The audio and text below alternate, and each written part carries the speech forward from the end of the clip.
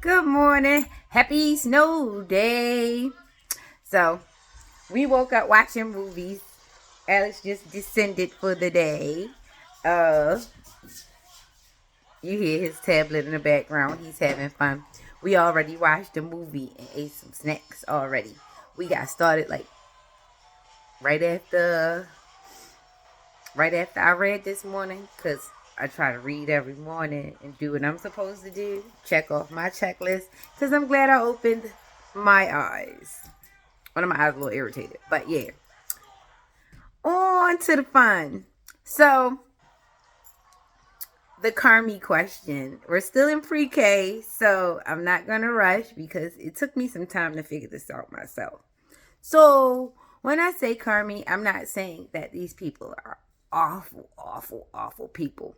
Well, quite often, awful people and awful situations come from karmic starts, okay? So, for example, say you got a mom and a dad and they never really got together. It was just maybe a hookup. Or you have a mom and a dad and they did get together and they're married.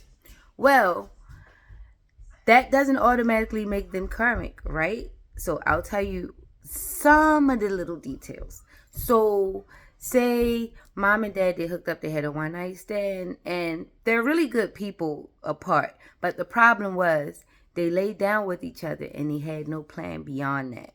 And they could still be ascending separately, but the thing is, they didn't take the time out to make sure that they put the child that they made together first. So it turns them into karmics. They may not be awful people, but because they did not put the child first, but they chose to lay down together, turns it into a karmic situation because the choices that those two made are very impactful to the child. So it might not be a gross karmic situation, but nonetheless, it is because things weren't done in order. There's a reason why things have an order and steps to them. And as much as we like to think out the box, and we should think out of the box, there are still necessary steps to do that and still stay in alignment and have fun. Because remember, his way is the only way. Your truth is nil and nulch. It's one truth, right? We try to get around these things. But either way, so back to the mom and dad that got married. See, a lot of people think just because you got married, you escaped karma. Nope, sure didn't. Because now you've got more instructions to follow. See, when you go and you get married, now you've got God to answer to because you asked him to share life forces with somebody. So now you're in big responsibility. Remember, heavy is the head that holds the crown. So the responsible people that get married, they're responsible to talk, they're responsible to communicate, they're responsible to rear the children. No one's load is more heavy, should be more heavier than the next. That turns it into a karmic situation. So if all the nurturing and the cleaning and the caring and the bills are on the dad, that makes the mom karmic, and vice versa.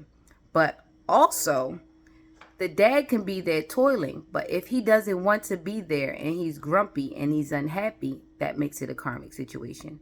So it does for the mom. If she's there and she's doing everything and she hates it and she doesn't like it, that makes it a karmic situation. Want to know why? Because the kid is getting a lesson to torture themselves in lieu of being happy.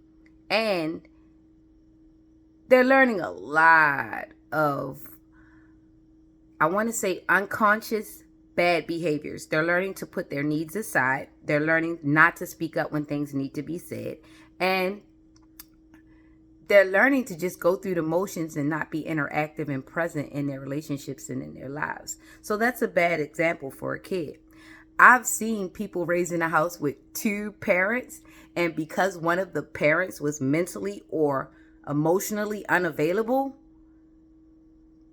that person might as well had just not been there, right? Or you get a parent that comes around, but they're inconsistent and they don't keep promises. Or they just have you around just playing like a wild animal, and they give you no instruction and no direct play, not even eye contact. Or there's the parent that lays in the bed with their spouse all day and never see the kids and never do anything with the kid. That's also a karmic situation. So please don't get it twisted when I say maybe your mom and your dad is a karmic. It doesn't mean that they went out of their way to hurt you or that they went out of their way not to teach you, but they could have and should have done better. And a lot of the times when we read the Bible until it stings us. And it only stinging you because maybe it's some stuff that you need to work on. And sometimes we read the Bible and we just read two out the light. And we wait till that smile happens and then we put the book down, not really understanding the both sides of the thing, because it's a living word. And it usually is supposed to do something. It's supposed to make you feel a call to act on something in your life. So if you're reading it and you're just reading it and you close it and you take nothing with you from what you read, or nothing in your mind makes you question the 5D before you put it out in the 3D, maybe you have to find a little bit of different spiritual guidance. Maybe that's not the way you learn. Maybe you learn through exercise. Maybe you learn through other forms of meditation. But remember, the real conversation happens inside, and that's where God is. Hope I helped a little bit. Oh yeah, if you need like some visual, I know, you're an adult, you don't watch cartoons, but you act like one. Watch Super Mario Brothers. That'll help.